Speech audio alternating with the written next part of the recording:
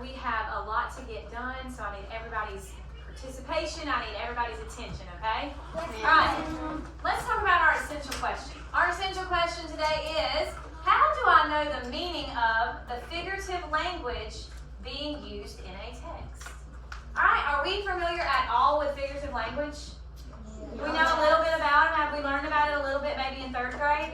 Yeah, we know a little bit about figurative language. What do we know already about it? Joshua? That sometimes figurative language can say something, but mean something else. Bingo. Figurative language does not mean sometimes what it is actually being said, right? Sometimes it doesn't have the same meaning as what it says. So that's what we call that is literal and non-literal, right? If we take something literal, we're taking it for what it actually means. If it's non-literal, it probably has a different meaning than what is actually being said, okay? All right, so today we're going to learn how to identify those and use those, okay? All right, our learning target for today, I can! Identify figurative language in a text and explain the meaning of commonly used idioms.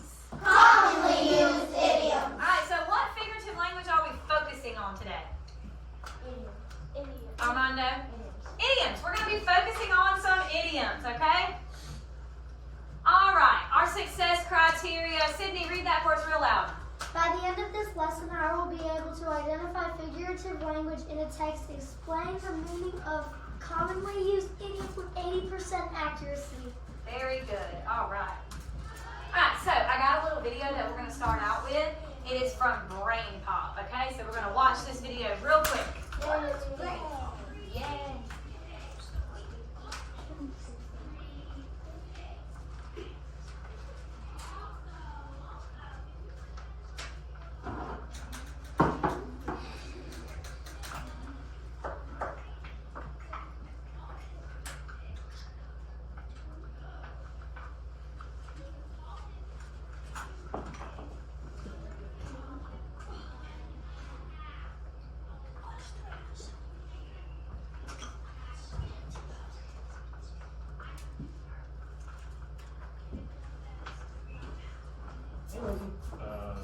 What's in the bag? Thanks. Dear Tim and Moby, what are idioms? Sincerely, Eric. An idiom is an expression whose meaning is completely different from what its words seem to say.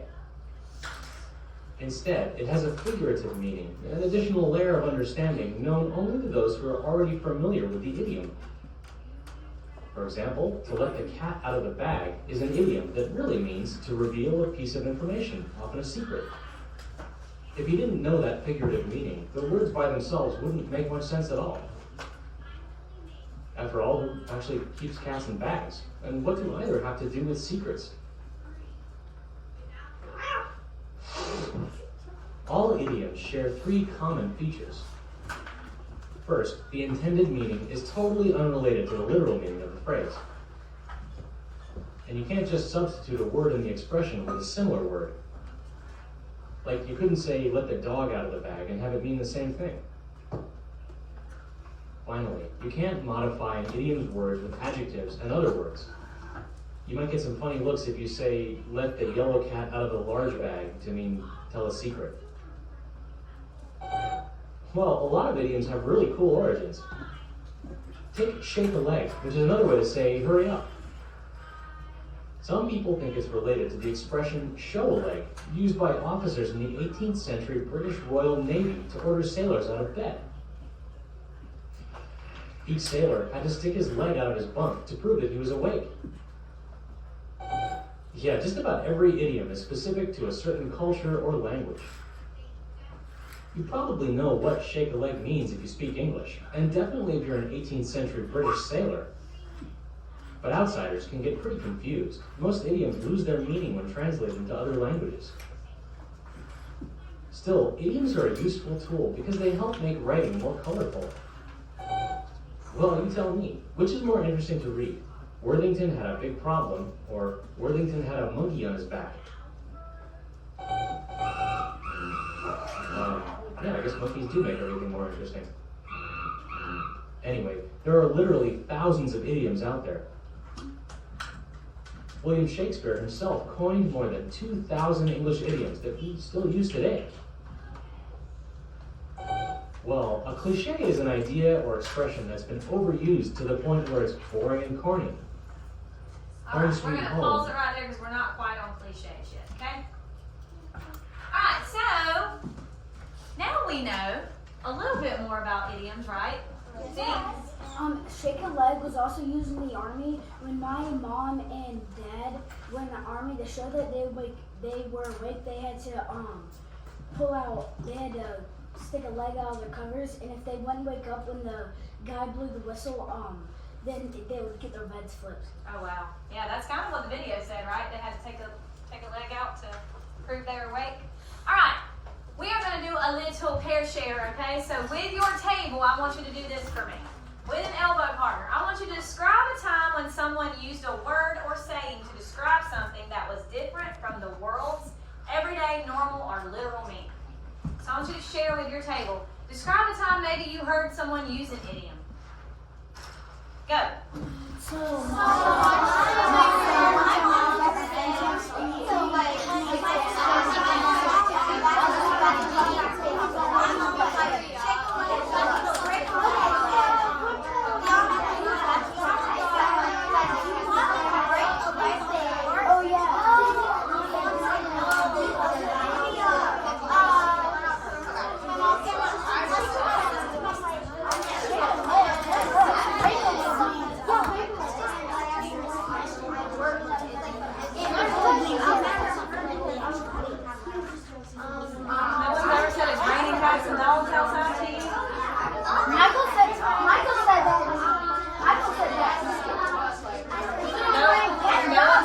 Break a leg to mean good luck to you?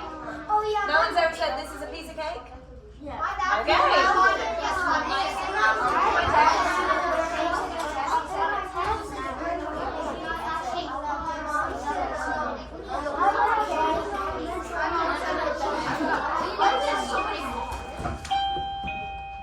job. All right. Well, what is figurative language and what are idioms? Figurative language is a word or phrase that does not have its normal, everyday, literal meaning. We can't say, Emery, go break a leg when she's going to put on a show because we would not, we can say that, but we don't literally mean it, right? Because obviously we don't want Emery to break her leg. And the talking needs to stop. We say that to tell her, good luck, right? All right. How do I know the meaning of figurative language being used in a text? How do we know the meaning of it? Is it something you're just born knowing? No. Do you know that you can't take it literally when you hear it?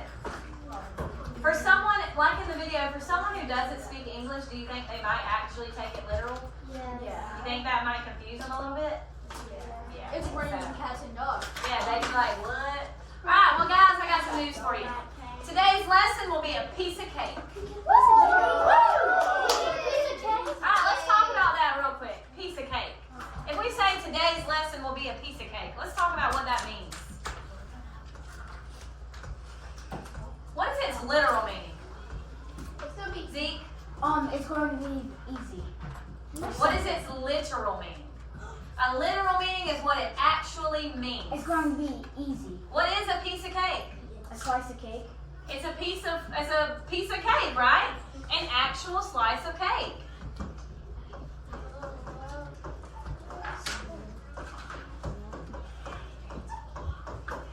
That is its literal meaning.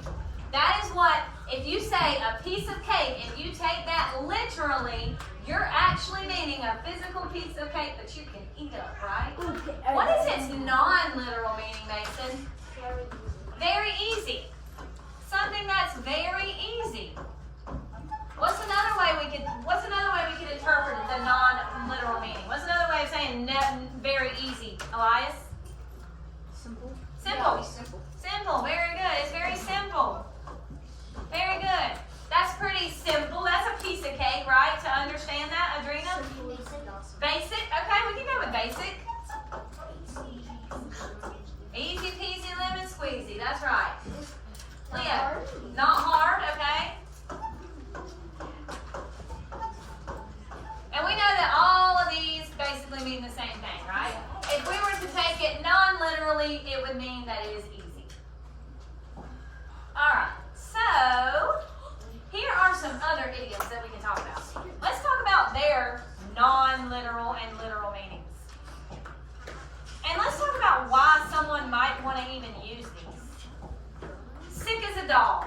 Very sick. Very sick is its what? Literal or non-literal? Non-literal. Very sick.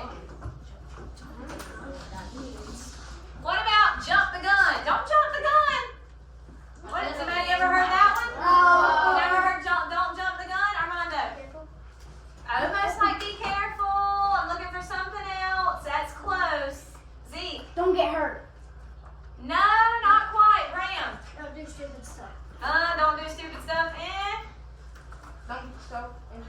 Don't get yourself in trouble.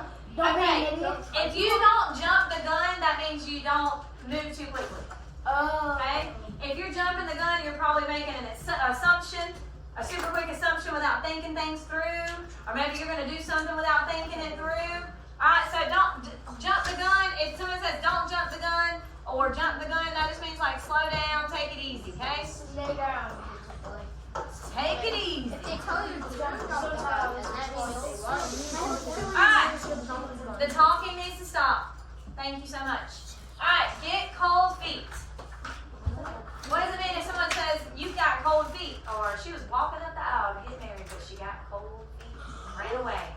What's it mean, Joshua? It means like she's scared or nervous. Yeah, it means they got scared. They're scared. They got scared and walked away, right? Yeah. Alright, what does it mean if someone says we're in the same boat? Henry? Like, I was going to say to be on the same page. That's another idiom, right? If we say we're on the same page? Like, It's a very similar to idiom, think though. the same things or like. If you're going through the same things. Yeah, we're going through the same things.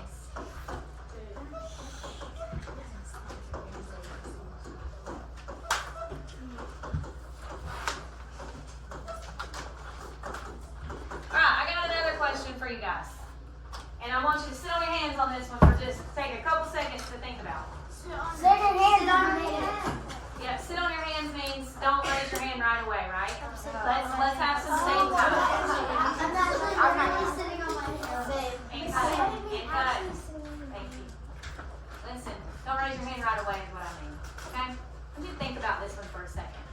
Why would an author or a writer or even people that are expressing things want to use an idiom? What would be the purpose of using an idiom? Remember, sit on your hands for just a second. Let everybody think for just a second. Why do you think people would want to use idioms in their writing? In their speaking? What do you think, Pearson?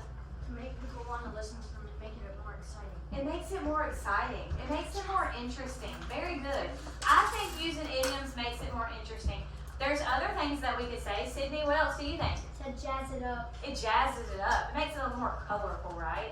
Does it paint a better picture? Yeah, absolutely. I think it definitely makes it more interesting. Makes it more vivid. Makes it more vivid. Very good. It can create more of a vivid image in our minds. I like you thinking out of the box there, buddy. What is that? Thinking out of the box.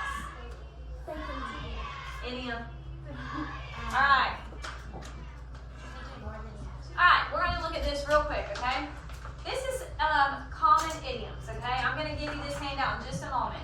But right now, let's look at this one, okay? Idioms are common phrases that have a different meaning from the actual words used. An example would be under the weather. Naya was feeling under the weather. What would that literally mean? If I said Naya was under the weather, she's literally under some weather. This bunny's under some weather with some rain, okay? That literal means the real meaning, okay? But the figurative meaning, in this picture, Rabbit is sick in bed. Under the weather is an idiom that means to be sick. So if you hear someone say they are under the weather, that just means that they're sick. Very good. I want you to pay attention real quick because you're about to have to do this yourself. Look at these pictures that they drew. Don't they kind of help you understand the literal and the figurative meaning? Yeah, they're pretty simple pictures. But yeah, they help you. All right. On the line below, write a sentence that uses under the weather as an idiom. We're going to do that together. I want someone to raise their hand and give me an idea for a sentence. Pearson. I went to a store, and when I got back, I was under the weather. I went to the store. When I got back, I was under the weather, okay? Did you get sick from going to the store? Probably, maybe. Probably because it's germy and people that walk around. Yeah, lots of germs. Yep, I can see that happening. Rylan. I went to practice last night and it was very cold. Oh, yeah. Sometimes when you're out in cold weather, it gets you feeling under the weather. Adrina. On Monday, I was feeling under the weather. And you didn't come to school because you were feeling under the weather. We know that means that it's because she was sick. All right, we're going to stop right there. That was enough examples. Very, very good. You guys are going to get a chance to do this yourselves, okay? All right, so what I'm going to do is I'm going to hand out this common idiom sheet. On the bottom of this common idiom sheet is a list of common idioms. Most of these you probably know what they mean, okay? I'm going to pass one out to each group. You are going to work in groups, and you are going to pick one of these idioms. On the back of this sheet, on one side, you're going to draw the literal meaning of the idiom, draw a line, and on the other side, you're going to draw its figurative meaning. Then I want you to write the literal and figurative meaning. Okay, I'm going to give you a few minutes. If you get stuck, what should you do? Ask for help. Raise your hand. I am here to help you. Got it? Please model good teamwork. Okay? All right. Team 1, team 2. Y'all designate someone to be the writer and drawer.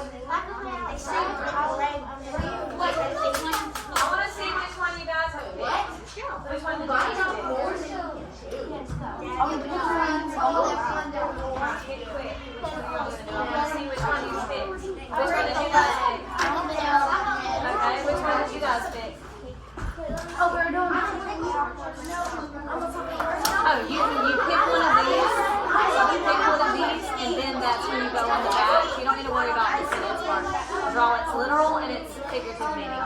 Okay, but pick one of those first because I want to see which one you pick. Yeah. Which one did you guys pick? Guys, do not spend too much time picking from this list.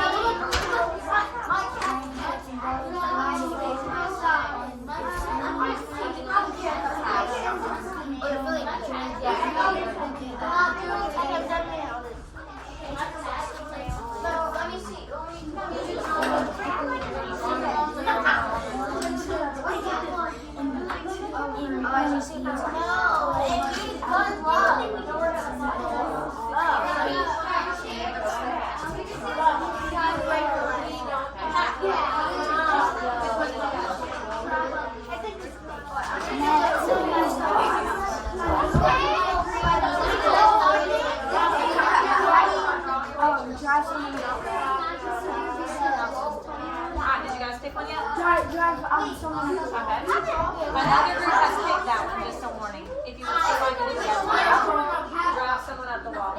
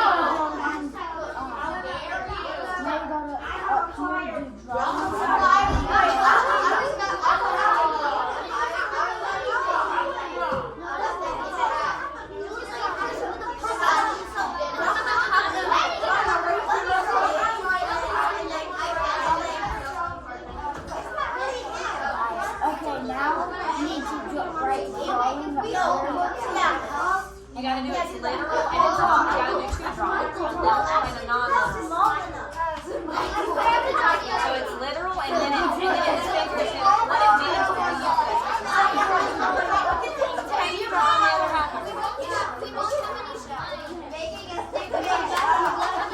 Alright guys, I'm giving you probably about 2 minutes. This is your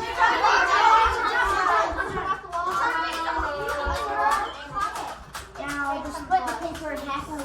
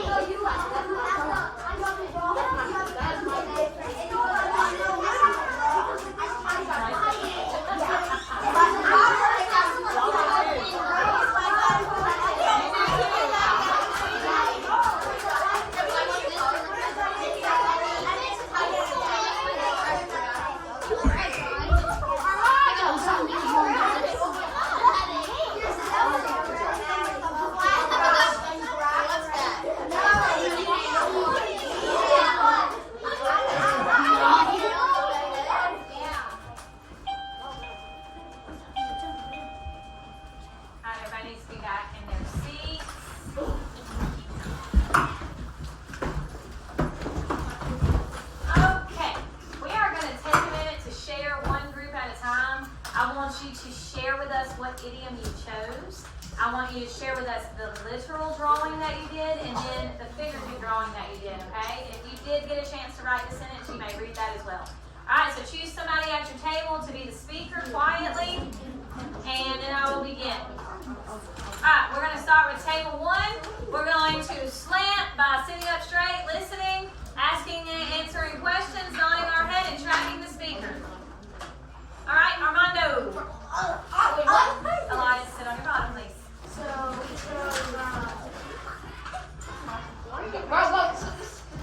we chose I'm on top of the world. Hold on just a second, Armando. I'm so sorry. Thank you. Please pay him some respect, and let's listen to him as he speaks. So we chose I am on top of the world. And the literal meaning is I am really on top of the world. And the non-literal meaning is I am very happy with this update. Let's see it. Turn it around. Very Very nice. So they drew someone on top of the world, and then Oh, and the sentence is Armando. That's for me. Armando's on top of the world. very good. All right, good job, everyone. Armando's on the That's Armando, right? That's Armando. Elias, this is your warning. Okay. Thank you, sir. Zeke, this is your warning. Michaela, this is your warning. All right, group 2, please share. Miss Lopez, we chose drive someone up the wall. They chose driving someone up the wall.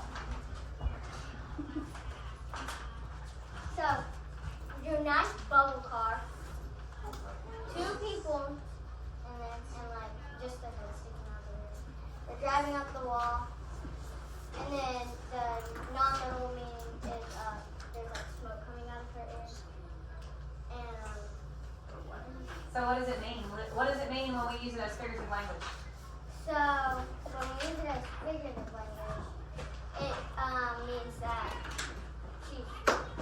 someone is driving her crazy. Yeah, making her feel crazy, right? Very good. Good job. You want to read our sentences? So we did, this child is driving me up the walls, and then I should have never gave this kid up. She is driving me. I love it. All right, very good. All right, table 3. We chose driving up the wall, and we drew a picture of Naya literally driving me up the wall. I think it should be And then and then she drew a picture of her saying, "Boy, you better not mess with me." and then drew me, my hair looking like Preston. Hold on, My hair's literally looking like Preston. My hair's looking like Preston. My hair looks like Preston. Very nice. All right, so share with us, Zeke. When we use it as figurative language, what does it mean? You're actually driving up the wall. Alright, I mean, you're making me crazy. Yeah, you're making somebody feel crazy, right? You're probably annoying them a lot. Yeah. Yeah. All right, good job, table 3. All right, table 4. we did break a leg. The literal meaning is we drew. So Michaela drew a bone that it's broken, Okay. and then it means Tell us which meaning. Are you talking about the figurative or the the literal? literal Okay. meaning. It means you need to break your leg. Okay. The figurative language. Emery drew 2 stick men or girls, and one says good luck and the other one says thank you. Good job. And the figurative sentence means it means not to break your leg, it means to be good. Very good job. I like the way you're explaining that. It doesn't mean literally break your leg. It means do a good job. Very good. All right, table 5.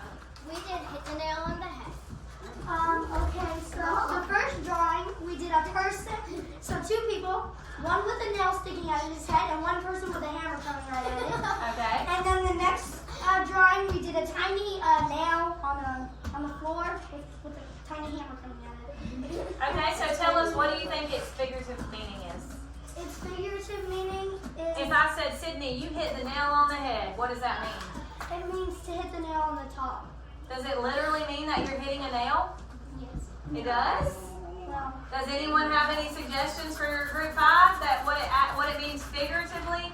Pearson, what does it mean? It means to say like the exactly right thing. Yeah, it means you got the exact right answer. So when someone says you hit the nail on the head, that figuratively means that you got the answer correct or you did the right thing. That's what it actually means. Whenever we say it figuratively. But good try. You learned something new, right? Alright, good job, table 5. And Pearson. Alright, table 6, our last table. No. So we chose Cat Got Your Tongue. Cat got your tongue. And we wrote for the sentences, for the figurative sentence, I was gonna give my speech, but the cat got my tongue, and for the literal, I was gonna eat, but the cat bit my tongue. Okay. Alright, tell us about your literal and figurative drawing. So, figurative drawing is this guy sitting here and he has dot dot dot. Doesn't know what to say. Now this is a guy literally getting his tongue. Wow. That's hyper-realistic. Taken by a cat. By a cat. Okay. So if you were to give us the figurative definition, what would you say? How would you explain it to us? They forgot what to say. They forgot what to say, okay? Or they're probably being what? Nervous. Being very quiet. If someone's being quiet, you can say, Shy. "Did you have get your tongue?" Yeah. Very good. All right, good job, table 6. All right. All right, sit on your bottoms. Let's continue. All right, so let's talk just a minute about some idioms one more time. Idioms is a type of figurative language, and it is used in a way to make text more interesting, just like you guys already said. It makes text more interesting. It adds color to it, okay? All right? Figurative language is not meant to be taken literally. We know when we hear figurative language, it's not meant to be taken literally. It requires interpretation by the reader. It means that it requires us to kind of look at it and kind of break it down and kind of understand that it's not literally what it means. We have to just understand that. Idioms are used to make writing more interesting to the reader. So writers use it to make their writing more interesting. Text with figurative language requires the reader to think outside of the literal box and read between the lines to find the intended meaning of it. Okay? So you gotta kind of look at it, kind of think about what you think it might mean, okay? Alright, let's talk about our essential question one more time. Let's see if anybody can answer this one. How do I know the meaning of the figurative language being used in a text? How can you know the meaning of it? What do you need to do, Ryland? What do you need to do?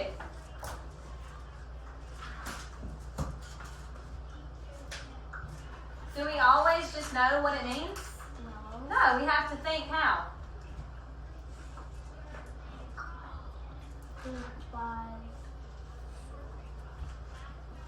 Help her out, Michaela.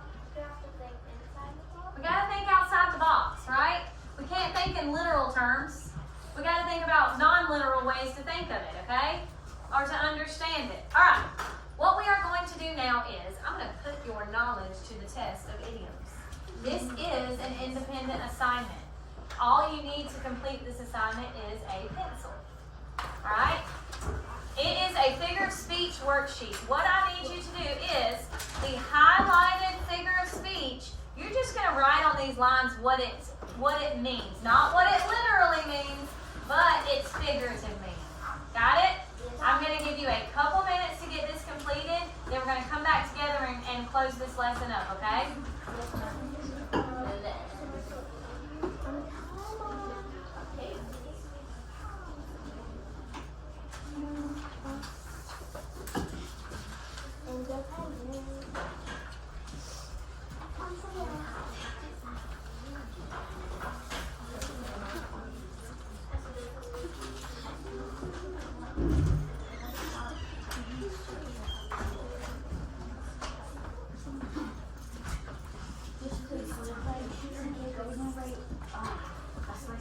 Nope, that's the literal meaning.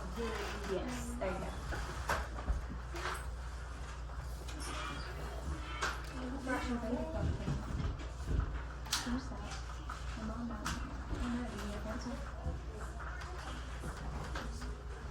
Alright, hey, you need to put this away and read it.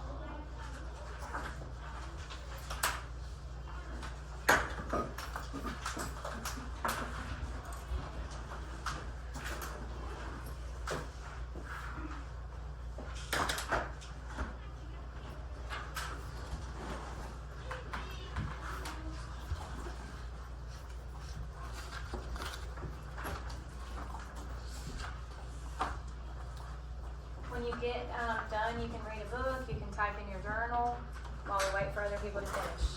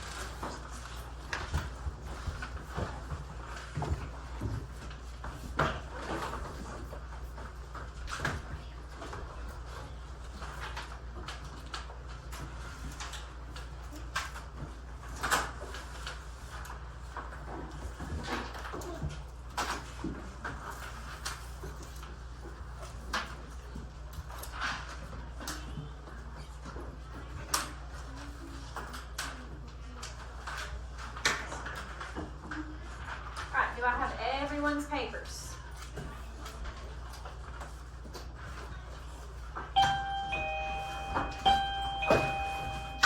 Alright. Close your Chromebooks. If you started on something on that, you can finish it in just a minute.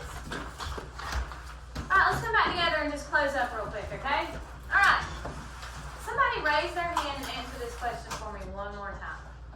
How do I know the meaning of figurative language being used in a text? You just answered, 10, I think. there's 7 on here, and you figured out the meaning of those. How did you do that, Kanaya?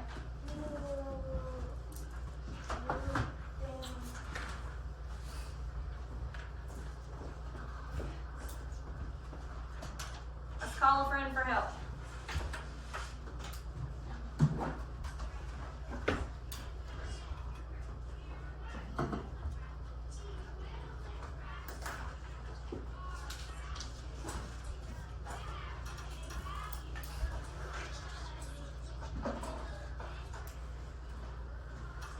Quickly, guys.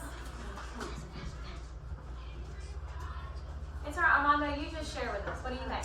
Yeah, to figure out what the problem is or what it's telling us, and then we'll give us clues to what the figurative language is. Okay, so we're gonna have to use like maybe some context clues a little bit, you think? Okay.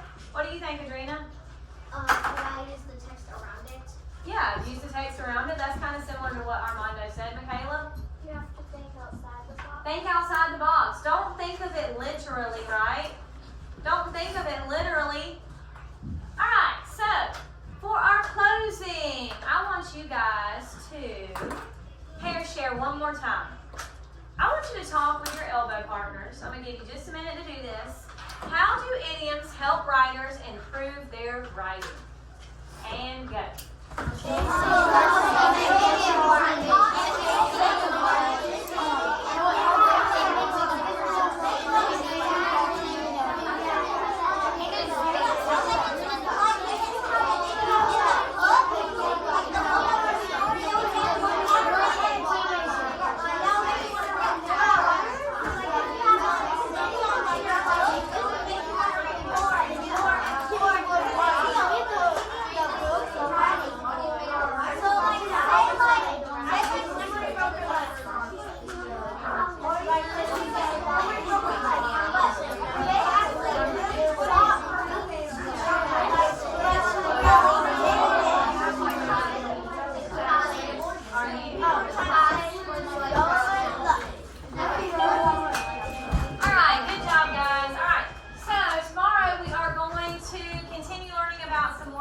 Language, and we're going to move on to metaphors. Okay, so we're excited about learning about metaphors tomorrow.